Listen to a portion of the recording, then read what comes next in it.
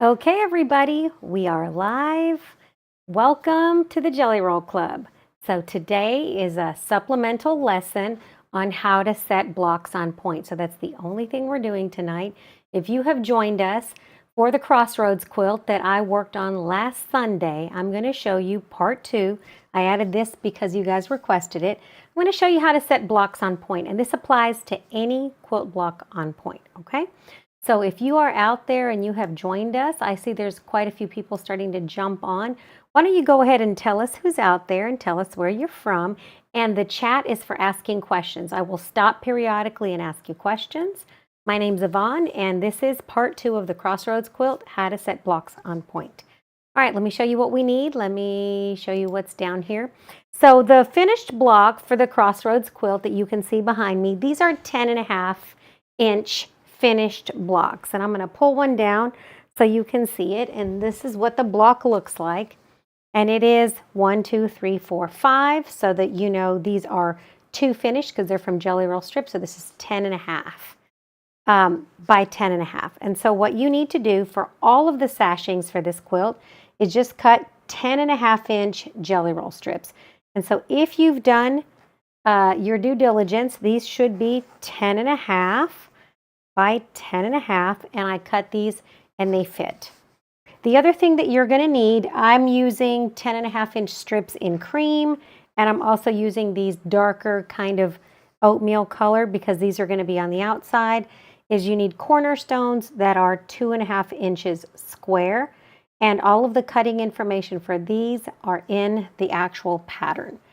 So who's out there? I see Barb. Hi, everybody. I see Susan, Judy.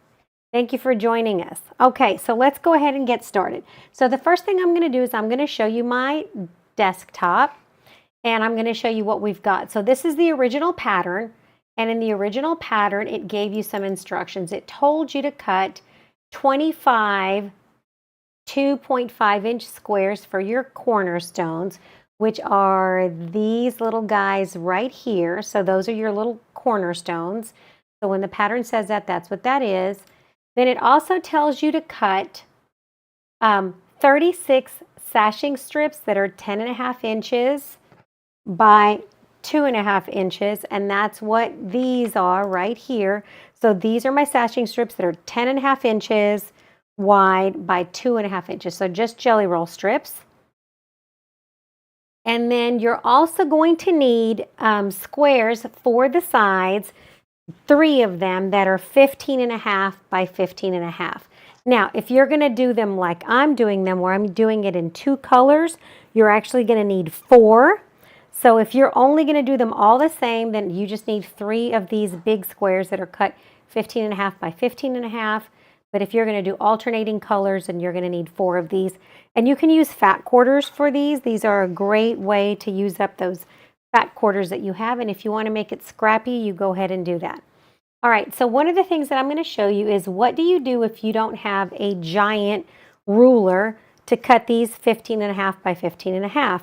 Well, one of the ways that you can do that is if you have a ruler like an 8.5-inch ruler, then you just do 15.5 divided by 2 on your calculator. That's 7 3/4. So I can take my fabric and fold it in half, then fold it in half again, and see how these are the folded sides on these 2 sides? I'm going to lay this at 7 3/4 and at 7 3/4 down here, and then I'm just going to cut on 2 sides. The folded sides are here, the cut sides are here, and when I open that up, it gives me a 15.5 by 15.5-inch square. And so that's exactly the size that I need. Okay, so if you don't have a big ruler, don't panic. Now, how did I get to that 15.5 by 15.5 setting triangle size? So let me show you my desktop. So this little image right here told you what to do with it, right? You're supposed to get this setting triangle because we're going to be using 1/4 of those, or a quarter square triangle. So let me show you what I mean by that. I mean that we're going to take this and we're going to cut it once on a diagonal like this 15.5 inch. And then we're going to cut it again the other direction at a diagonal. So you're going to cut it at a diagonal 2 ways. And what you're going to end up with is 1/4 of that triangle. And it's going to have the straight of grain on the outside, and it'll have the bias on the inside. So that when you sew it into your quilt, you're going to have straight of grain on the outside, and then these are going to be towards the inside of the quilt, and you won't have that wavy edge, okay? So that's just what we're going to be doing with these. But where did I get the math for that? And people always ask me that. And so I'm going to share this fun little chart that I did. So one of the things that I like to do is I like to do math. Most people don't like to, but here is, let me share my desktop. So here's a little calculation that I save for myself, and I make these little charts for myself all the time. So to calculate the size squares that I need, there's a whole formula that involves like square roots and other things, but I'm not going to bore you with that. But basically what you do is you calculate the side triangles, right? The ones that go on the side, and you figure out your finished block size. In this case, it was 10 inches because when you take a 10.5 and you remove the seam allowances, you end up with 10. I multiplied that by 1.414, and then I added 1.25, which is what gave me the 15.5.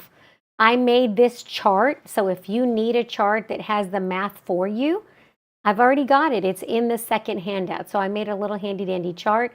And the other thing I did is this chart has 2 types of corners. It has side triangles and it has corner triangles, and let me show you why. Some on-point settings are like this.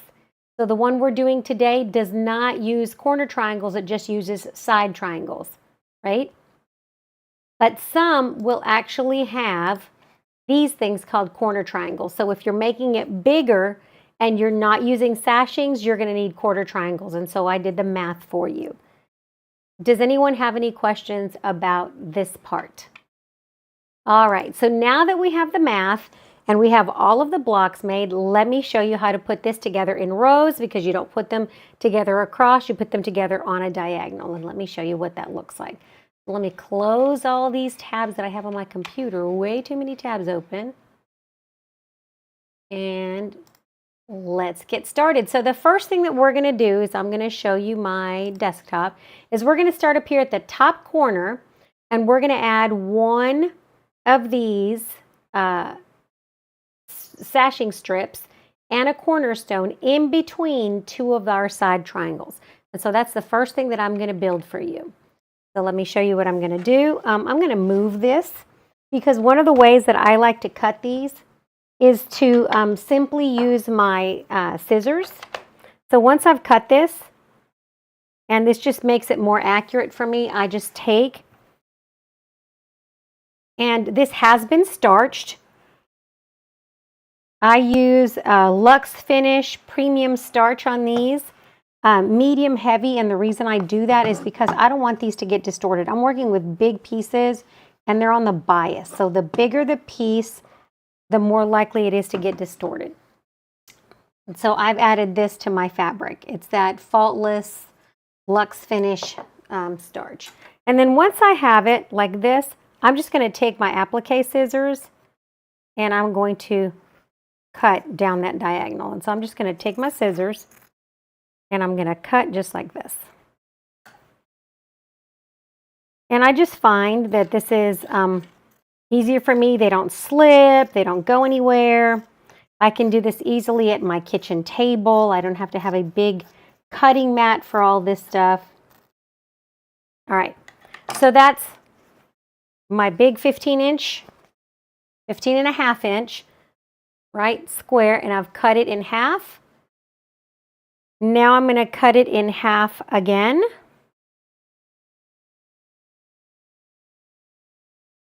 Same thing, I'm going to cut it in half again. Both pieces, it doesn't matter which direction you fold them. You're just cutting them in half again to get a quarter square triangle. So I'm going to line these up carefully, not to stretch it, and I'm going to give it a press on this side.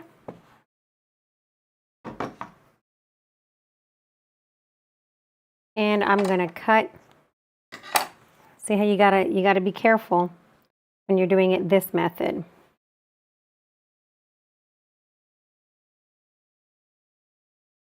That you line up these edges and you check both sides. Like I said, this works great if you don't have a giant rotary cutter, a big mat or a big area to spread out these giant pieces.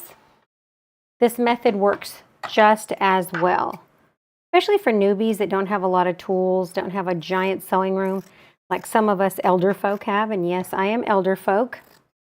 I've been quilting for 40 years, so I consider myself elder folk. So there we have these. These are 1/4 of a square. That's why they're called quarter square triangles. They look like this. You take 4 of them. And so I need one in red, and I also need one in blue because mine are going to be alternating. And so I'm just going to carefully line those up. Give them a good press.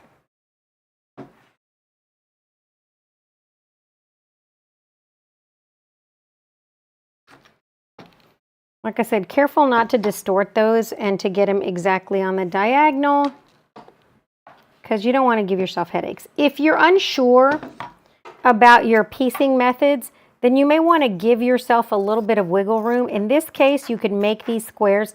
Instead of making them 15.5, you could make them 16 inches, and then you're just going to have to kind of trim a little bit of excess on the outside of the quilt. So if you're unsure of your piecing methods, then you can always make them a tiny bit bigger and then fit them in. All right, one more cut.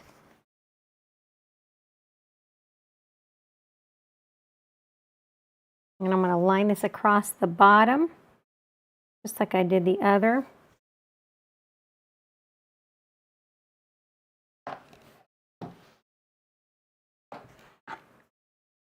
I don't know about you, but the weather all of a sudden turned hot around here.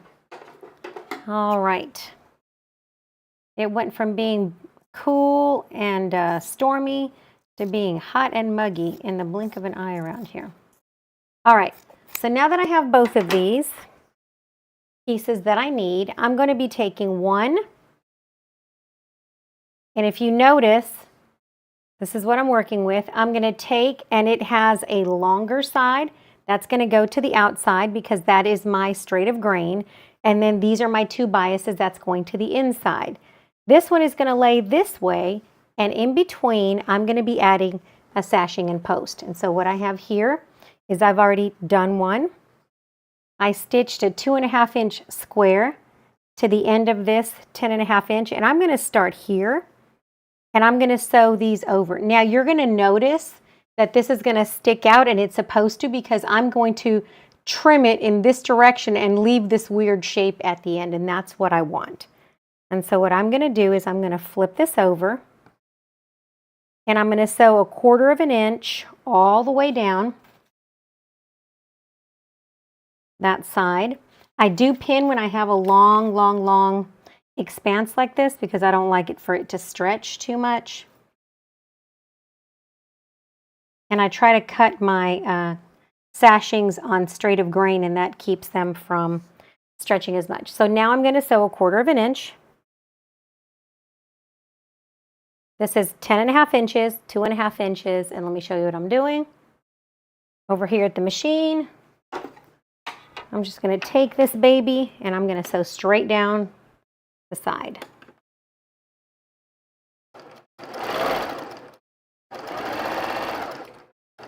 When you have a long expanse like this and you're working on the bias, I am not pulling it. I am just letting the machine do its thing because what I don't want to do is distort that triangle shape and turn it into a big wobbly mess. And so I'm just going to come straight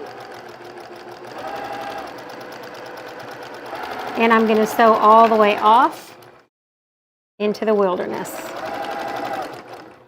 All right. Now I'm going to come over here and I'm going to do a little pressing.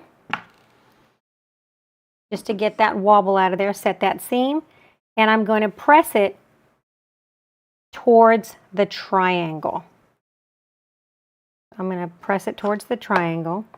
You can finger press that if you wish, but I don't want to mess with it too much because that is a bias, and the more you play with that, the more it gets wobbly. So I'm going to sew this on here next, and then I'm going to go ahead and press that before I add the first set of blocks to this unit. All right. So now that I have this, I'm going to do this one the same way. Like I said, it's going to take this longer edge, and that's going to make my corner. I'm going to attach that here. On point blocks settings just make quilts look fancier. It makes them look less traditional, I think, sometimes. And it just gives them a little bit more pizzazz.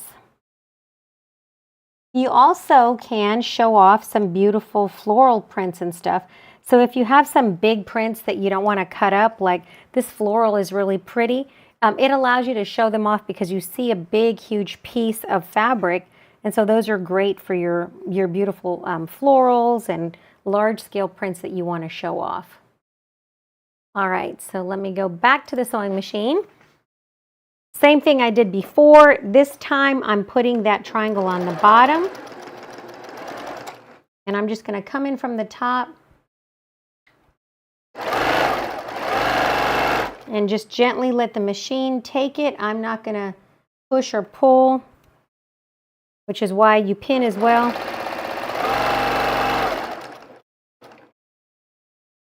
And that just ensures that these end up correct size. All right, so now that I have this whole thing put together, I'm going to add the next bit. All right, so we're going to cut all these weird things off.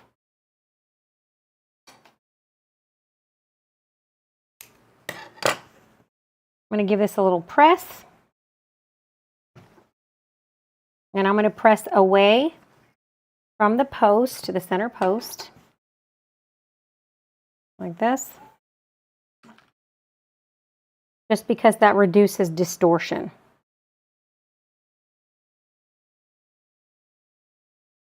Just like that. So now that I have it just like this, I've got my first corner. The next thing I'm going to add is I'm going to share my desktop so you can see what I'm doing.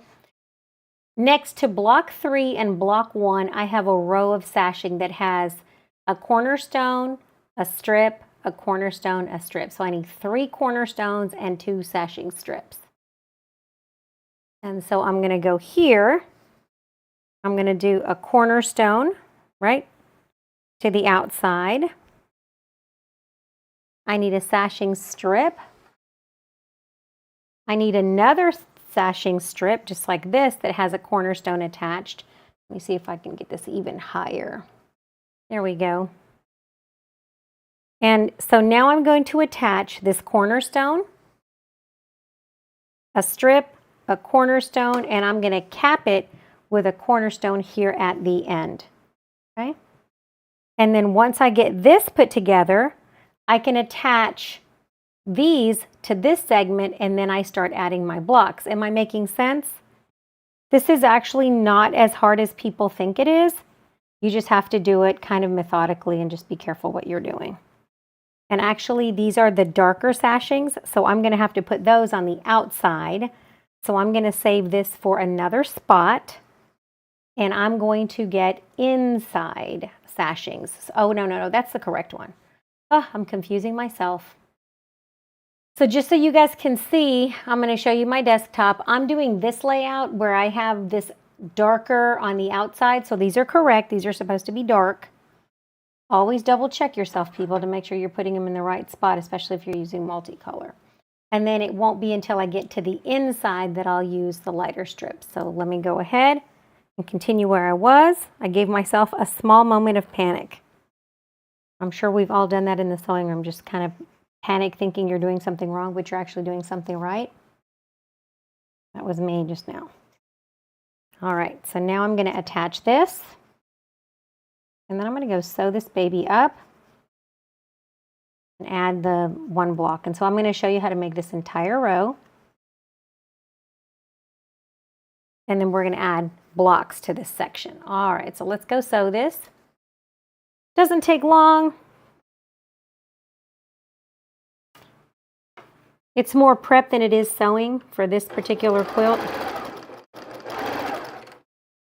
Doesn't take long at all to sew this quilt up. And then this one over here.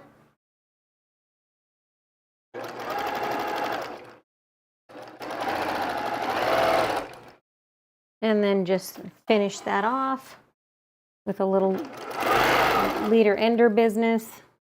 Snip. All right. And this is going together pretty fast. Get rid of all this weird stuff. And I'm going to snip these. Anytime that you have an opportunity to set a seam, because it gets rid of that kind of wobbly thing and it sets the fabric back to where it belongs. And then all of these get pressed away from the cornerstones. Okay. And then over like this. Now the cornerstones are useful because they help you line things up. In this case, those are pressed that way, so I'm going to press them toward this particular cornerstone, towards the cornerstone. And the only reason I'm doing that is because I want those to nest and to match up better. So I'm going to start from the middle. And I'm going to pin these here first. Because what I want is I want to ensure that this middle section ends up exactly matched up the way I want it. Like this. And then this is going to go this way. And of course, it looks kind of weird, but that's the way it's supposed to be. And so now we're going to sew it starting out here. And we're going to sew this way. All right. Just going to sew across and keep building. All right. I call them sewing room panic attacks when you're in the middle of sewing. You're like, oh no, I'm doing it wrong, but you're actually doing it right. And then you're like, oh, never mind. Brain farts, whatever you want to call those. Blips on the radar. All right, so now I'm going to line this up. You can pin this side or not. It doesn't matter. It should be hanging over. It's a hangover or a belly flop or whatever this is called. Let me see if I can adjust my camera so you can see more of my sewing machine area. There we go. And so now that I have it, I'm going to go ahead and sew it. I'm going to come in from the side.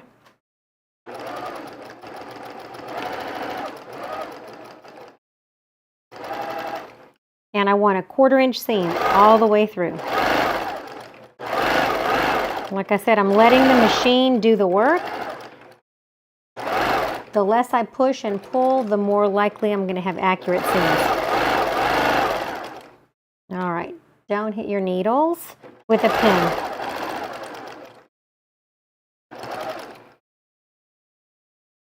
All right.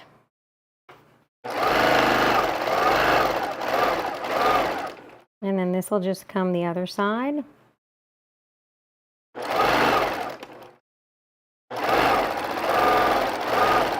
And you're trying not to make a wobbly mess of this. All right. That is quick and easy, and we will show you what's next. All right, all of that work, and we still haven't added any blocks. All right, so now that I have this contraption,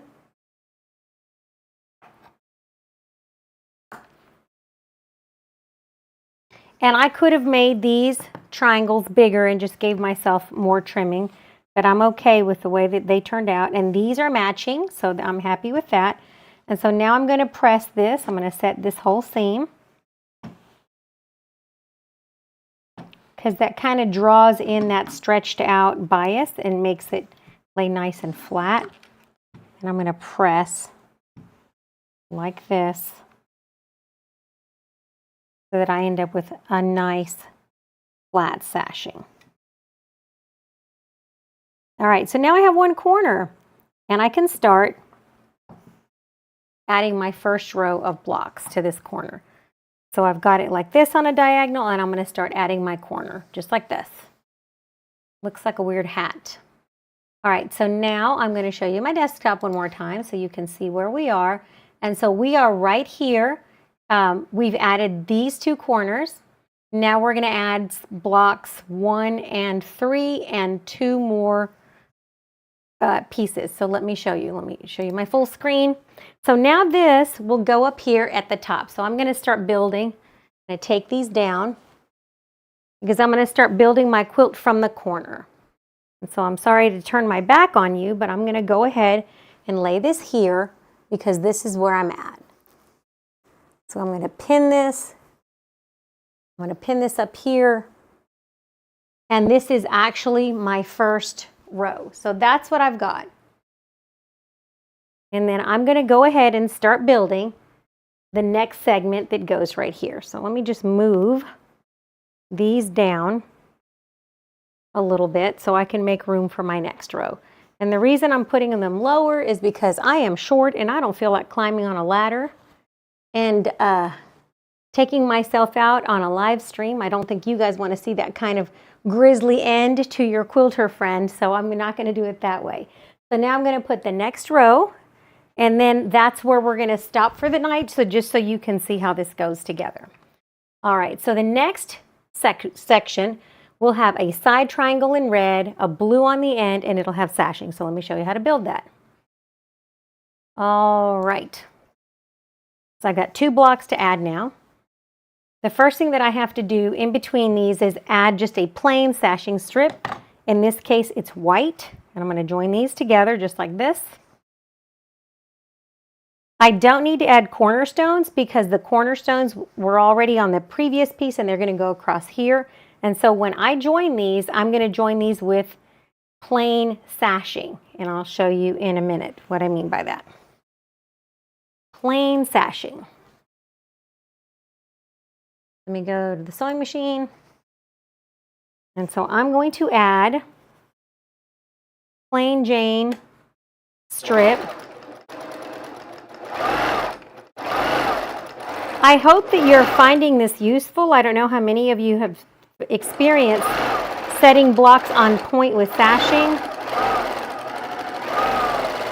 I find the math a little bit easier than the one that has multiple sizes, but that's just me. All right, now that I've added this sashing on here, I'm going to go ahead and add the other sashing.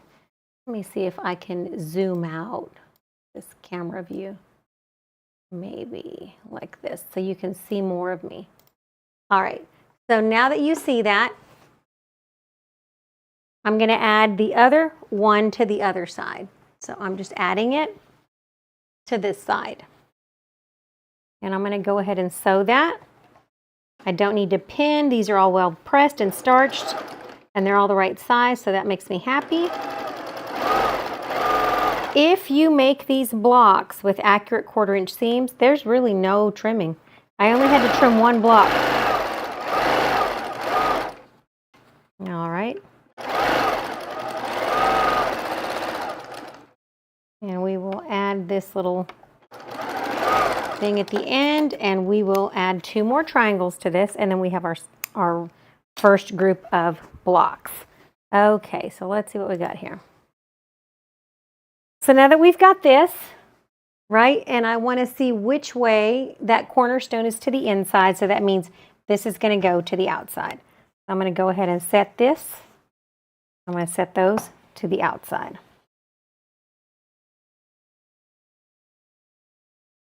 And I like to just kind of slowly rock my iron just so that the heat lays that down, and then I can come this way and flatten it to make sure it doesn't have any kind of weird stuff going on. And I always pull back a little bit, not very hard. You don't want to stretch and distort that. All right, so I've got that. And now I'm going to need a triangle on this end. And I want this with, you notice in the image, it has this to the inside, right? And so I'm going to need a sashing block right here, and then this is going to go just like this. So I need a sashing piece with no post in between that triangle. And it's going to go just like this. I'm going to sew it like this way, and then I'm going to sew it like this way. And I want that 1/4 inch blunted end over there. That's what I want. So I'm going to go ahead and either add this to the triangle and then sew it on, or either way. But I'm going to sew this way now, and then I'm going to attach it to this side. And the same thing will happen to this other side. I will attach a blue triangle like this, laying that direction, and this one this direction, with sashing in between. So I'm going to go ahead and assembly line sew that. I'm going to put a sashing on this one and a sashing on this one because they're opposites. They're kind of like mirror images. And then I'm going to attach those to the sides, and that's all I will do for the next row. But I just want you to see how this goes together. So if you have never done setting blocks on point with sashing, this is your day. I'm sharing that. All right, so let me go ahead and sew those very quickly. Sashing side down. If you have a bias, just put your sashing down because there's less stretch. I try to keep in mind which direction my bias is. Anytime I have a piece of bias, I try to sew it to a straight of grain. And that just kind of keeps it from being all wobbly, all right? Because those feed dogs will stretch that out. All right. Super fast. I should get a speeding ticket on the sewing machine sometimes. I think I go way too fast. But I think I'm okay. I'm still here. All right, so now we have this. Looks like this crazy mess. And we can just press those seams to set them like this. And I'm going to finger press them along that straight of grain, just like that. All right, I've got these two crazy things going opposite directions, and I'm going to sandwich my two blocks. So this is a side triangle, a sashing strip, a block, a sashing strip, and then I'm going to finish it off with this, and then I'll have my next row. So if you have never done this before, this is your getting broken in on this particular method. Like I said, add it there. You can pin it, but it's not necessary. You might want to pin it just to hold it in place in the correct direction. This one goes the opposite way, like a mirror image. And then I'm going to lay this on here, and I'm going to bring it, and I'm going to sew it. And then you'll see how this goes into the quilt. Does anybody have any questions about setting your blocks on point? I've tried to simplify this as much as I can. It has taken me a couple of years of sewing to master this, but mainly it's just knowing the math, like what size to cut the pieces, and then the different types of settings for your blocks on point. If you forget how to find my resource, there's a couple of places that will let you enter your information for your quilt piece sizes. Quilter's Paradise has like a calculator, and you can just enter your block size and it does the math for you. But just be careful because you have to make sure that you know what your finished size is of your block, and so sometimes you can accidentally enter your unfinished size. But if you know your finished size, of your quilt blocks and you don't feel like doing math, you can always use an online calculator, but I like to just kind of double check my math.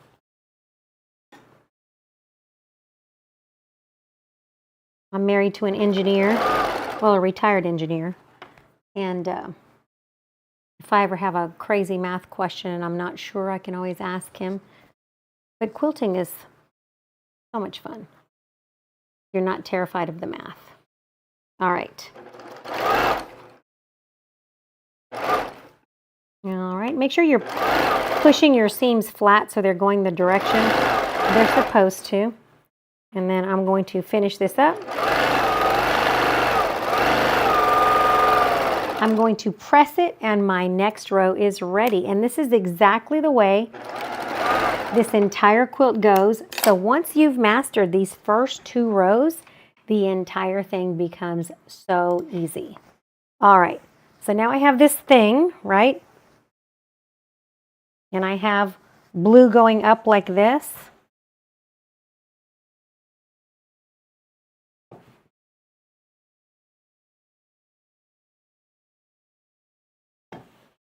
You have a little overhang, you're fine.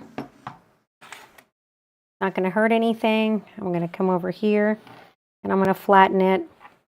And before I put these rows together, I want to make sure that I will come back and give it a press. But for now, I'm going to hang it up so you can see what it looks like. I'm just go over here, grab a couple of pins, like 2 or 3. And let's go hang this up so you can see where it goes. So now that we have this corner, right, we're going to attach this. We're going to line it up with that cornerstone, and we're going to attach this. And this is what it'll look like. So let me hang it up here so that you can see it. You're going to line up this sashing right here in the middle with this, and I suggest you pin and go that way. And this is why you have that overhang, because this kind of grows. And so you're going to be lining that up. It should touch it 1/4 of an inch from here, should line up with that seam right there.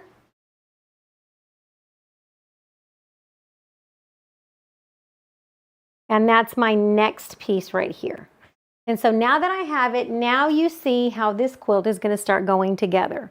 I'm going to be able to put the next row together the same way. I'm going to start with my row right here of sashing and cornerstones in the middle, right there.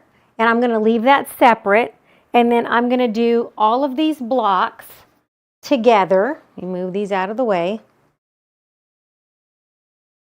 So I'm going to do my next set of blocks, which is this group right here. And I'm going to do this same thing I did to this group. I'm just going to add a triangle on this end that's red, sashing posts in between, and one that's blue. And you see how easy that's coming together? This looks painful, but it's actually not. For this next row, I'm just going to add, and I'm going to show you what it's going to look like. I'm going to add this red right here. Just like that, a red triangle. I'm going to add the sashing post, and then I'm going to add a blue to the end. And just like that, friends, you're going to put together your quilt top. It's going to take me a minute, but this one is easy breezy, and it's a great way to practice that. Remember to cut your 1/4 square triangles, right? This is a 1/2. You can see how much bigger it is.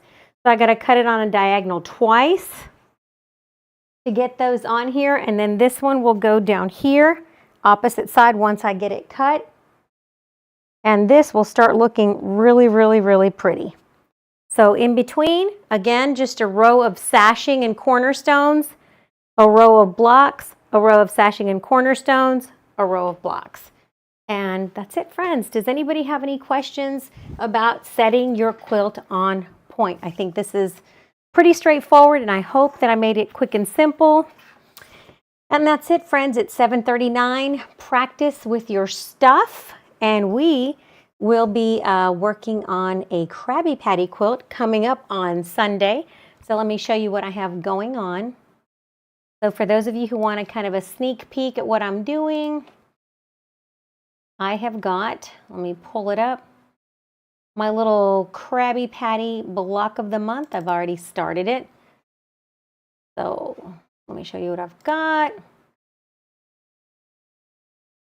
So Krabby Patty month 1, I'm going to be showing you how to make this quilt. So let me just share my desktop. And this is what we're going to be working on.